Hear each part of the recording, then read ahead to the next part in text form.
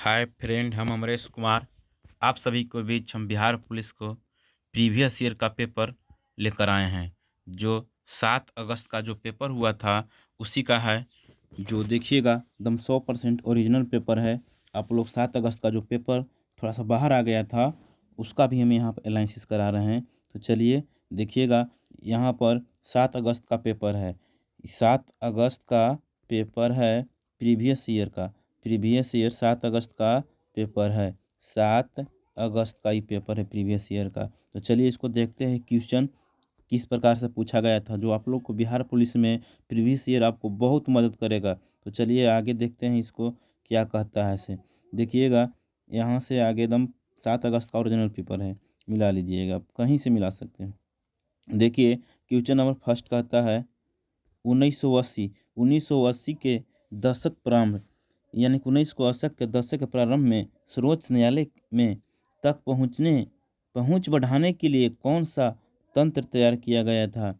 1980 के दशक में प्रारंभ में सर्वोच्च न्यायालय में तक पहुंचने के लिए कौन सा तंत्र तैयार किया गया था। तो देखिएगा इस तंत्र का नाम क्या है। देखिएगा एक और ऑप्शन थोड़ा सा पहले देखिएगा, कहता है कौन सा था। तो देखना है यहाँ पर जो 1980 के दशक में जो सर्वोच्च न्यायालय तक पहुँचने के लिए जो चलाया गया था वो जनहित याचिका था, यानी कि ऑप्शन नंबर सी हो जाएगा। जनहित याचिका चलाया गया था 1980 के दशक में चलाया गया था, जो भागवती साहब थे ना, उनके अनुसार। चलिए आगे देखिएगा, अगला क्वेश्चन कहता है, अगला क्वेश्चन क्या कहता है सुनिएगा। कहता है किसी देश के कानून बनाने के अंतिम अंतिम किसी कानून देश के कानून बनाने की अंतिम अधिकार किसके पास होता है। कानून बनाने का अंतिम अधिकार किसके पास होता है।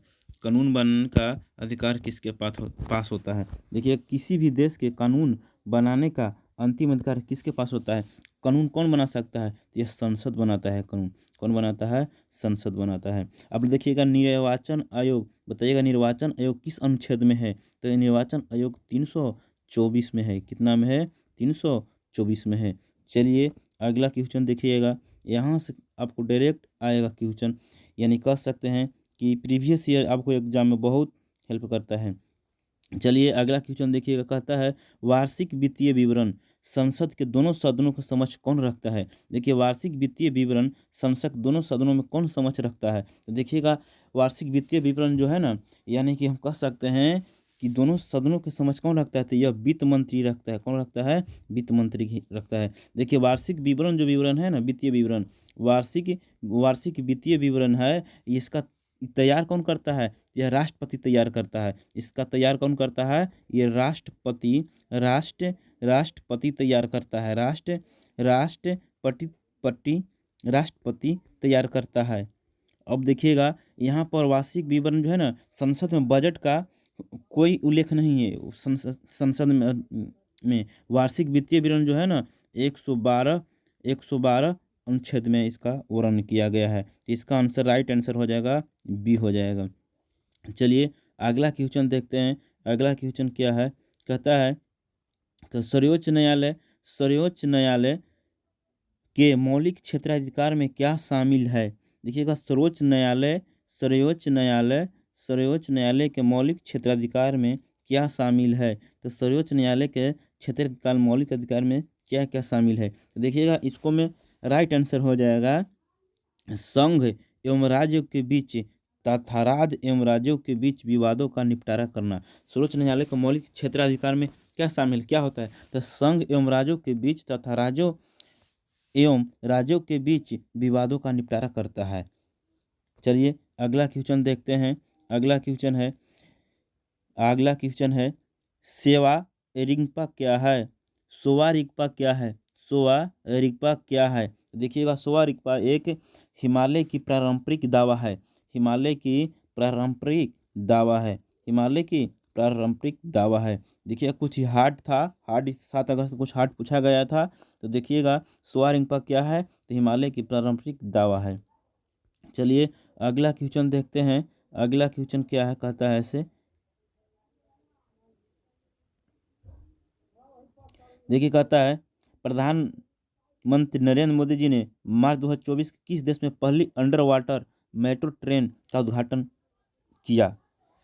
देखिएगा, प्रधानमंत्री नरेंद्र मोदी ने मार्च 2024 के देश की पहली अंडर वाटर मेट्रो ट्रेन कहाँ उद्घाटन किया था? तो देखिएगा, यह कोलकाता में किए थे, हुगली नदी में, यानी कि कोलकाता में किए थे। चलिए आप लोग बताना है अभी में कि डस्टलिक अभ्यास कहाँ किया गया था? डस्टलिक किसके किसके बीच होता है? डस्टलिक अभ्यास बताना है। डस्टलिक अभ्यास किनको किस बीच होता है? तो देखिएगा, इंडिया और उज्बेकिस्तान के बीच होता है। इंडिया और उज्बेकिस्तान के बीच होता है डस्टलिक अभियान।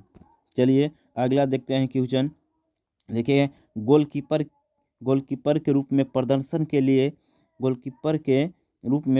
निम्नलिखित में से कौन सा पुरस्कार दिया जाता है? बताइए, गोलकीपर जो होता है ना, प्रदर्शन करता है, तो उसको कौन सा पुरस्कार दिया जाता है? देखिएगा, गोलकीपर जो प्रदर्शन करता है उसके लिए हॉकी इंडिया बलजीत सिंह पुरस्कार दिया जाता है। हॉकी इंडिया बलजीत सिंह पुरस्कार दिया जाता है। चलिए आप ही लोग अभी बताना है, अभी हाल ही में 2025 में हॉकी यानी कि गोल्फी के लिए किसको दिया गया है? बताइएगा, आप लोग अभी बताना है किसको दिया गया है। चलिएगा अगला क्वेश्चन पढ़ते हैं। देखिएगा, अगला क्वेश्चन है,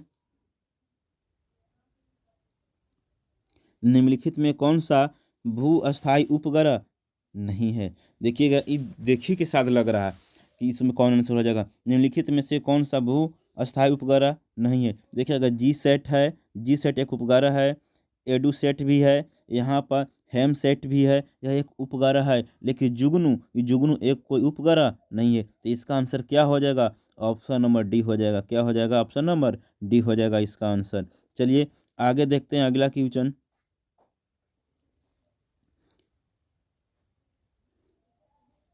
अगला क्वेश्चन, सामा चकेवा बिहार का एक त्यौहार। सामा चकेवा बिहार का एक त्यौहार है। यह त्यौहार किस रिश्तों को समर्पित है? देखिएगा, सामा चकेवा जो है ना, यह एक बिहार में मनाया जाता है, पर यह किसके बीच होता है? देखिएगा, यह भाई बहन का है त्यौहार, भाई और बहन का ही त्यौहार है। तो चलिएगा, यहाँ बिहार से भी यानी कि आपको लोक नृत्य से भी आता है। देखिएगा, बिहार का अगला बताइएगा कौन कौन है। देखिएगा, जाट जाटिन जाट जाटिन ये भी बिहार के है। विदेशिया ये भी बिहार के है। अब बताइएगा, विदेशिया बिहार का है, जाट जाटिन बिहार के है, ये सब बिहार के। देखिएगा, झारखंड का क्या होता है? सरहुल सरहुल जो है ना, झारखंड का है। सरहुल जो है से झारखंड का है। चलिए आगे देखते हैं। तो इसका आंसर क्या हो जाएगा? बताइएगा, इसका आंसर सी हो जाएगा, ऑप्शन भाई और बहन हो जाएगा। चलिए अगला क्वेश्चन देखते हैं। ताजमहल का वास्तुकार कौन था? ताजमहल का वास्तुकार कौन था? देखिएगा, ताजमहल का वास्तुकार कौन था? यह उस्ताद अहमद लाहौरी था। उस्ताद अहमद लाहौरी था। बताना है, आगरा शहर का किसने बसाया था? आप लोग बताइएगा, आगरा शहर का किसने बसाया था? इसको सिकंदर लोदी ने बसाया था। सिकंदर लोदी ने बसाया था। सिकंदर लोदी ने बसाया था आगरा शहर को। चलिए आगे आपको बताना है अगला क्वेश्चन। देखिए, बिम्बिसार का प्रसिद्ध राजवैद्य जीवक का निवासी था। बिम्बिसार का प्रसिद्ध राजवैद्य जीवक कहाँ का निवासी था? आपको बताना है। देखिए, बिम्बिसार का जो प्रसिद्ध राजवैद्य जीवक था वह राजगीर का प्रसिद्ध निवासी था। कहाँ के था? राजगीर था। ऑप्शन नंबर डी हो जाएगा। आपको बताना है, चरक था, यह कहाँ किसके था? चरक था, यह किसके राजवैद्य था? बताइए, चरक था जो कनिष्क के था, चरक था। चलिए तो आगे क्वेश्चन चलते हैं, बढ़ते हैं। इसका राइट आंसर क्या हो जाएगा? ऑप्शन नंबर डी यानी कि राजगीर के था। चलिए अगला क्वेश्चन आप लोग बताइएगा। अगला क्वेश्चन देखिएगा, ये थोड़ा सा हिंदी है, यानी कहते हैं सारांश पढ़कर का आंसर देना है। इसको आप लोग पढ़ के आंसर लगा लीजिएगा। यह हिंदी का है। देखिए, गद्यांश है, इसको पढ़ने के बाद इसको आंसर लगाना है। तो चलिए इसको बढ़ाते हैं, इसको आप लोग आंसर लगा लीजिएगा, आसान होता है। चलिए हाँ, यहाँ देखिएगा कहता है, देखिएगा थोड़ा सा बड़ा है, इसको हम पहले पढ़ लेते हैं। कहता है कि राज्य में विधान परिषद की सदस्य संख्या के विषय में संवैधानिक प्रावधान क्या है। राज्य में विधान परिषद की सदस्य संख्या के विषय में संवैधानिक प्रावधान क्या है। देखिएगा, राज्य की विधानसभा की सदस्यों की संख्या 3/4 से अधिक होनी चाहिए। नहीं, गलती है, 3/4 से अधिक नहीं होनी चाहिए, यानी कि कह सकते हैं कि 1/3 से अधिक नहीं होना चाहिए। चलिए आगे देखना है, राज्य की विधानसभा की सदस्य की संख्या 1/2 से अधिक नहीं होनी चाहिए। ये भी गलती है, ये भी गलती है।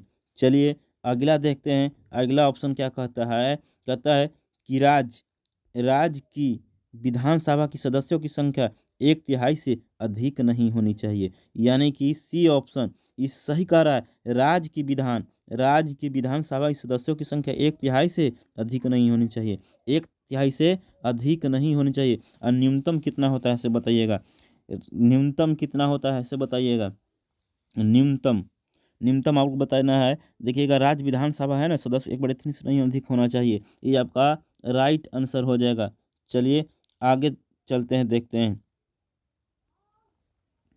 हम देखिएगा, संविधान सभा के चुनाव हुए थे। संविधान सभा के चुनाव कब हुए थे आपको बताना है। देखिएगा, संविधान सभा का चुनाव कब हुए थे, तो देखिएगा जुलाई 1946 में, जुलाई 1946 में। देखिएगा पहली बैठक कब हुआ था, बैठक अगर पूछेगा तो दिसंबर 1946 में हुआ था, दिसंबर 1946 में हुआ था ये बैठक हुआ था। लेकिन संविधान सभा का चुनाव अगर पूछेगा तो कब हुआ था, जुलाई 1945 के हुआ था।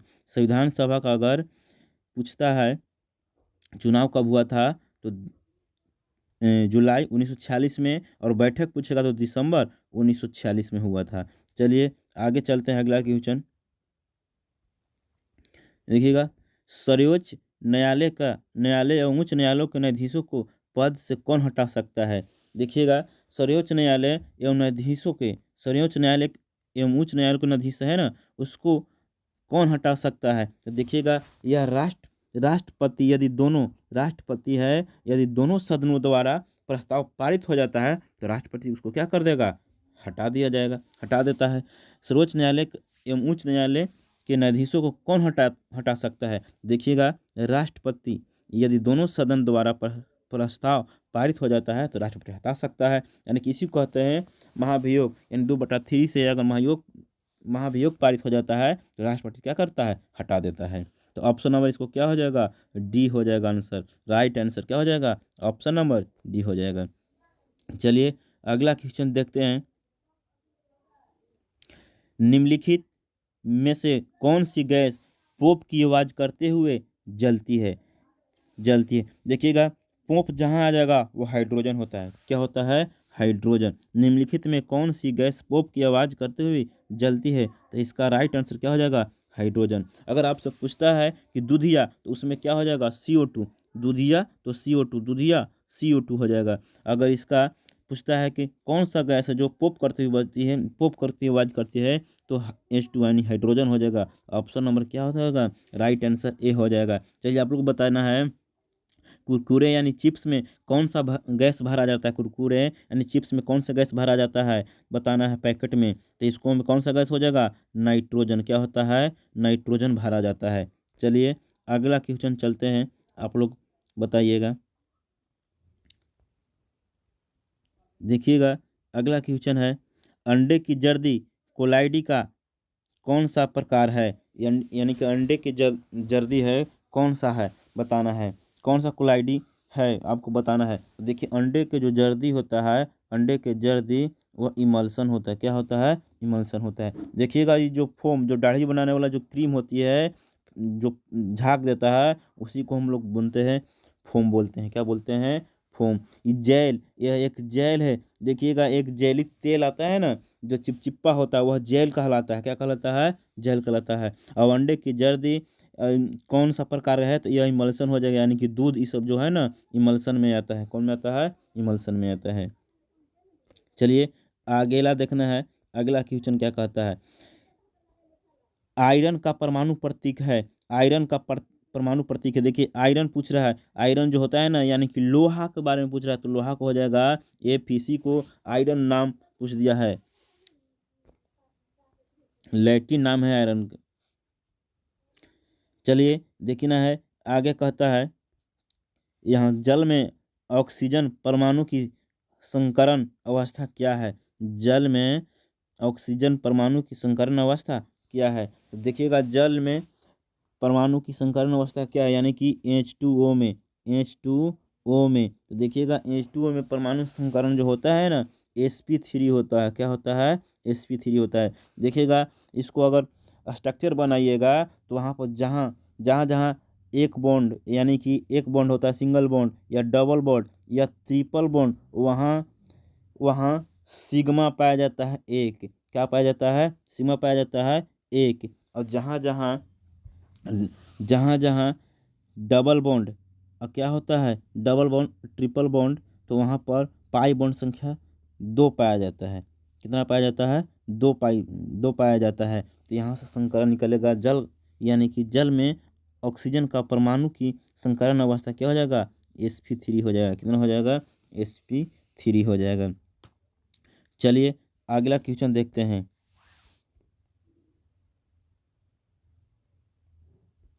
यूरोप के स्केच रिपोर्ताज के लेखक कौन है, यूरोप के स्केच रिपोर्ताज का लेखक कौन है, तो इसका आंसर हो जाएगा राजकुमार। क्या हो जाएगा, राजकुमार हो जाएगा। इसका क्या हो जाएगा, राजकुमार हो जाएगा। आप लोग बताना है, एक बताना है नदी के नाम, नदी के नाम किसका लेखक है, हिंदी में बताना है। हिंदी में जो पढ़े होंगे हम या बता सकते हैं मैला आंचल किसका है, ये देखिएगा रेणु फंडनिवस की सब है, रेणु फंडनिवस की सब लेखक है। चलिएगा आगे देखना है, अगला कहता है यहाँ पर मिलान करना है, मुहब्बरा है। छाती पर मूंग डालना, छाती पर मूंग डालना, छाती पर मूंग डालना, इसको क्या होगा बताना है। छाती पर मूंग डालना, फिर है छाती पर पत्थर रखना, छाती पर पत्थर रखना, फिर है छाती पर सांप लौटना। तो देखिएगा छाती ठोकना, देखिए छाती ठोकना यानी कि क्या होगा, देखिएगा छाती ठोकना यानी कि कठिन कठिन कार्य हेतु प्रतिज्ञा करना, कठिन दुख क्या हो जाएगा, डी हो जाएगा, दुख क्या हो जाएगा, डी। इसको मिलाना है। फिर उसके बाद देखना है छाती पर मूंग दलना, छाती पर अगर मूंग मूंग दल रहा है तो उसको क्या कहेंगे, कठिन, यानी कि कह सकते हैं कि साथ रहकर भी क्या कर रहा है, परेशान कर रहा है, साथ रहकर भी परेशान कर रहा है। उसके बाद देखना है छाती पर पत्थर रखना, छाती पर पत्थर रखना यानी कि क्या हो जाएगा बताइएगा, छाती पर पत्थर रखना यानी कि धैर्यपूर्वक कष्ट सहना, क्या सहना, कष्ट सहना, कष्ट सहना। और छाती पर सांप लौटना, इसको क्या हो जाएगा, ईर्ष्या करना, क्या हो जाएगा, ईर्ष्या करना हो जाएगा। तो चलिए इस तरह से देखते हैं। AK4 AK4 AK4 AK4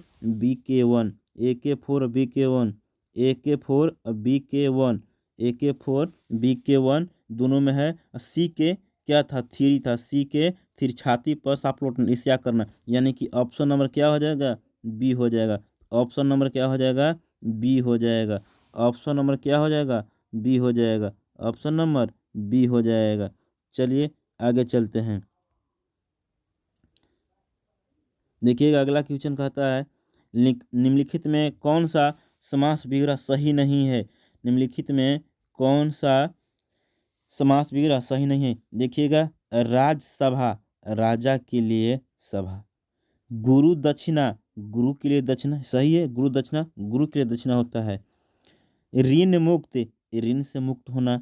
सेना नायक, सेना का नायक। लेकिन यहाँ देखना है ऑप्शन नंबर ए है, कह रहा है राजसभा, राजा के लिए सभा, जो गलत है। राजसभा राजा के लिए सभा नहीं होता है। यह देखिएगा इसका राइट आंसर क्या हो जाएगा, ऑप्शन नंबर ए हो जाएगा। चलिए अगला क्वेश्चन देखते हैं। अगला क्वेश्चन क्या कहता है, अगला क्वेश्चन कहता है कोशिका में स्थित तरल जैविक पदार्थ जीव द्रव का नाम किसने दिया था। देखिएगा जीव द्रव का यानी कह सकते हैं खोज किसने किया था, तो देखिएगा पूर्ण कीजिए, जे ई क्या हो जाएगा, पूर्ण कीजिए हो जाएगा, पूर्ण कीजिए हो जाएगा। आप लोग बताइएगा माइटोकॉन्ड्रिया का खोज किसने किया था, माइटोकॉन्ड्रिया का खोज किसने किया था, माइटोकॉन्ड्रिया का खोज किसने किया था, माइटोकॉन्ड्रिया का खोज किसने किया था, अल्टमैन किया था, किसने किया था, अल्टमैन किया था। माइटोकॉन्ड्रिया का खोज किसने किया था, अल्टमैन किया था। चलिए अगला क्वेश्चन चलते हैं। देखिए निम्नलिखित में कौन सा सरल अस्थायी ऊतक पादप भागों को यांत्रिक शक्ति प्रदान करता है। देखिए पादप जो है ना, यांत्रिक शक्ति की कौन सा ऊतक प्रदान करता है, तो इसका आंसर जानते हैं क्या हो जाएगा, स्क्लेरेकाइमा हो जाएगा। क्या हो जाएगा, स्क्लेरेकाइमा, स्क्लेरेकाइमा हो जाएगा।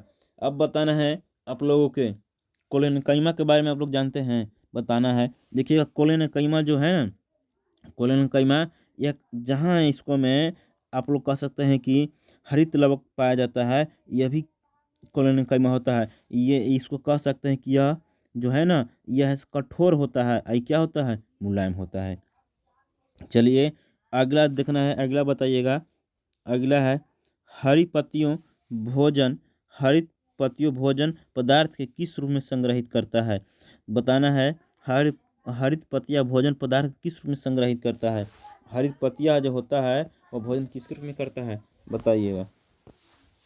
एकदम बताना है हरित पत्तियों का भोजन पदार्थ को किस रूप में संग्रहित करता है, हरित तो वो बताइएगा किस रूप में करता है, तो वह करता है स्टार्च के रूप में, किसके रूप में, स्टार्च के रूप में करता है।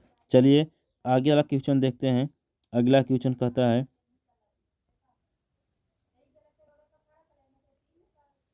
अगला देखिएगा मई यानी कि मई 30 2024 को संयुक्त राष्ट्र अकादमी प्रभाव के सदस्यों की कितना संस्थान है। यह देखिएगा बहुत टफ क्वेश्चन पूछा था। मई 31 2024 के संयुक्त राष्ट्र अकादमी प्रभाव में सदस्यों की संख्या कितना है, तो देखिएगा यह 1600 कह सकते हैं कि 50 है। कितना है, 1650 है। चलिए अगला क्वेश्चन बताना है। अगला क्वेश्चन क्या कहता है आप लोग बताना है। सूचना अधिकार अधिनियम, सूचना अधिकार अधिनियम कब पारित हुआ था। देखिएगा सूचना अधिकार अधिनियम 2005 में पारित हुआ था। इसका राइट ऑप्शन क्या हो जाएगा, सी हो जाएगा। कितना हो जाएगा, सी हो जाएगा। चलिए अगला क्वेश्चन देखना है। अगला देखिएगा संयुक्त राष्ट्र द्वारा निम्नलिखित में से किस वर्ष को अंतर्राष्ट्रीय मोटा अनाज वर्ष घोषित किया है।